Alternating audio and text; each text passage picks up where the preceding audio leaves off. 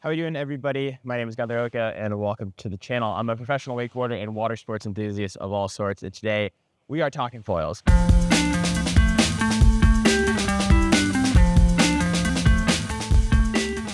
So this is the Horizon 120 from Liquid Force. So in short, this thing is going to be the step up from the 155. It's going to allow for that super fast, kind of more aggressive turning and carve ability, and really just provide that endless stoke.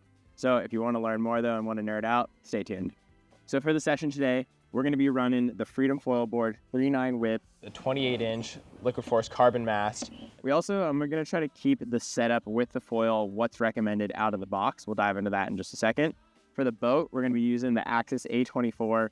We're going to be running that speed like 11.5, adjusting if we need to, but wedge on lift or wedge 1. And we just want to find that wave in a nice, perfect, like kind of slopey, really playful shape. So we don't need to put too much weight in there. So as we dig into the Horizon 120, the specs on this thing is going to be a 1,200 square centimeter surface area on this. We've also got an 80 centimeter wingspan across it. So what's recommended out of the box, like I mentioned before, is going to be pairing it with our 44 centimeter fuselage and then also our H24 tail wing. So that's a 240 square centimeter tail wing. The Horizon 120 is going to be our most advanced, like low aspect wake surf foil. The reason for this is that when you kind of compare it to the 155, obviously it's got smaller surface area, but we've also kind of thinned out the forward profile here, which really just enhances that speed across the water. Also, with that wingspan coming in and this chord shortening, that's what's really allowing for these like crazy fast turns, really like sharp, agile maneuvers out on the water, and also the increase in speed. The one thing to remember as well in the world of foiling is that there's always so many trade-offs. So with this, kind of shortened wingspan and the shortened chord, we're increasing that speed and we're increasing that maneuverability. But we do lose a little bit of pump along the way.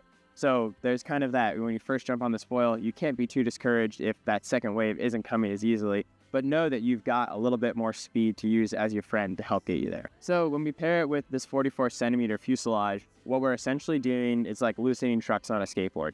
We're kind of allowing for a more like whiffy, playful, and kind of like bouncy ride almost. And when I say bouncy, I mean that this short fuselage adjusts the pitch of the foil, so the way that it dives or wants to rise up and down in the water.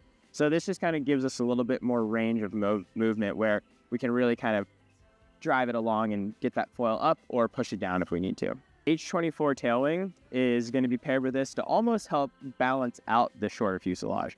It's got that 240 like square centimeter surface area, and then the winglets here does help, give us that little bit of extra control as we're ripping those turns. So that way we don't have a flat tail wing where we might end up kind of sliding the foil out. So we're just looking for a good balance here.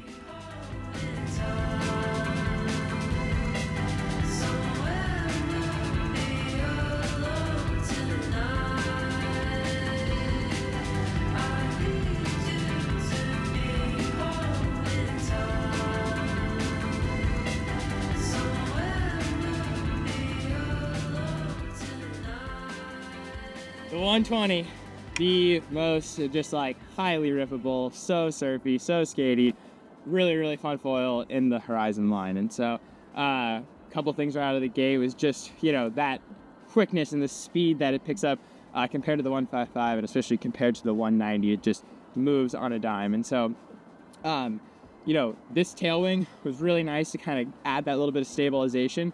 However, that 44 fuse was a little pitchy for me. It was a little twitchy. And so I think I could have sized up a bit. Mast positioning was really nice, right in the middle. And, some of those takeaways I think was more related to the 44 fuse, where as I came down from some of those airs, it was really twitchy to kind of jump back up onto foil. So something to consider when you go and start piecing your foil together. But all in all, crazy fun session. So thanks so much for watching, guys. I hope this helps you pick out your foil for this upcoming summer. And as always, don't forget to like, comment, subscribe, do all those things. We'll see you next time.